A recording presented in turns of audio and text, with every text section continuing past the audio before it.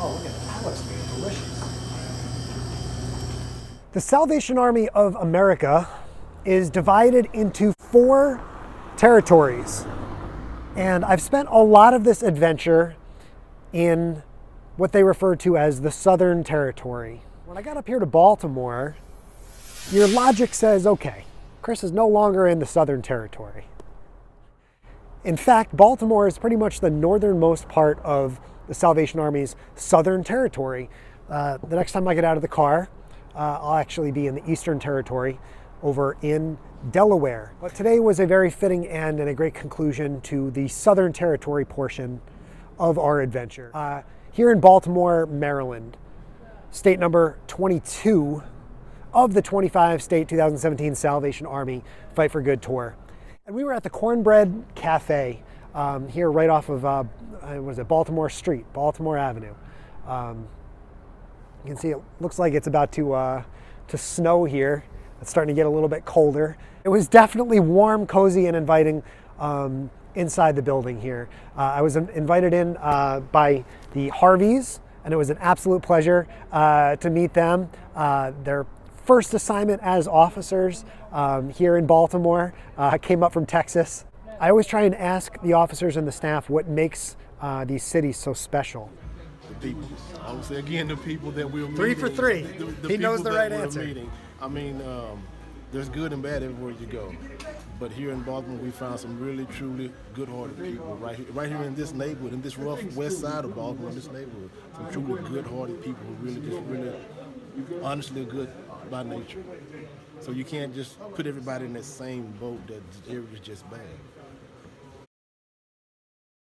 And you know, I've had a chance to experience some newer facilities along this tour. It was really cool to get a chance to see a facility today that isn't quite as new.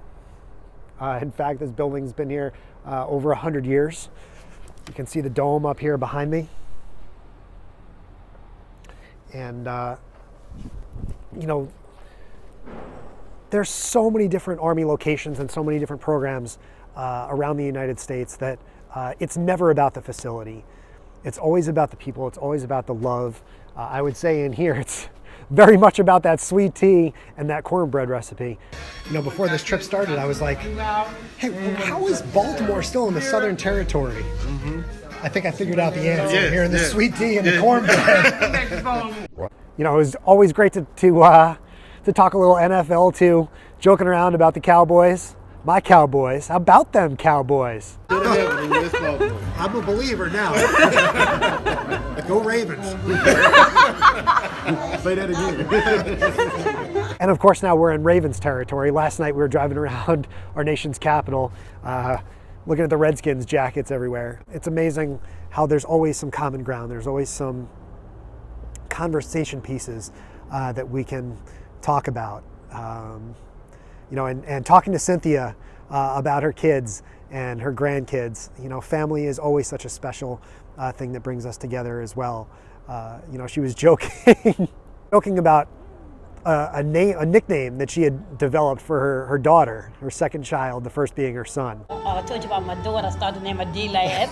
Only had 2 kids, and when she got older, I told her I started to name her D-Laz because I already had a boy and I had a girl, so I couldn't have nothing else, so she was going to be D-Laz. But I named her Demetra. So that's so funny.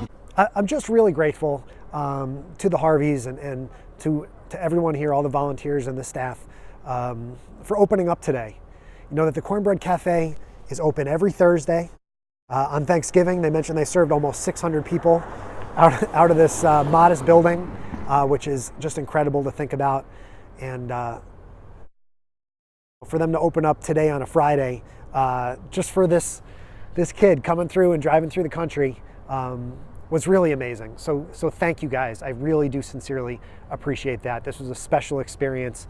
The red beans and rice, it was very, very interesting to have red beans and rice in Baltimore just a couple weeks after having a very similar experience down in New Orleans. And we were talking about how, you know, creating 200 meals of red beans and rice in one day It's been really, really cool to be able to contrast some of these experiences from one state to another and from one area of the country to another, even if it is the same Salvation Army territory. We've just got 3 states to go, 3 more stops along the Fight for Good tour. I'm heading into Delaware now. We'll be in Philadelphia Monday night into Tuesday. And then my home state, New York City, will be in the Bronx on Wednesday before we head in and then down into the Never Settle show Wednesday night, which is going to be really exciting with my buddy Mario Armstrong, who is actually a Baltimore guy. So great times. We've got less than a week to go on this trip, so stay tuned. Make sure you hit that subscribe button here on YouTube. Make sure you leave a comment, hit that thumbs up, and most importantly, go to chrisstrub.redkettlereason.org to make a donation right now to support programs, like the Cornbread Cafe. This building, if you live here in Baltimore and you get a chance to go in and see and experience, what the Cornbread Cafe is about and what this whole building is about and hear about its rich history, that this building could use some repairs, and that's made possible by donors like you. It's the Christmas season. Let's help the Harveys make a Christmas miracle this holiday season, just like they provide a miracle in the form of a warm meal every Thursday with a delicious side of cornbread. Stay tuned, guys. That old man is Good morning. has been Good morning. feeding the community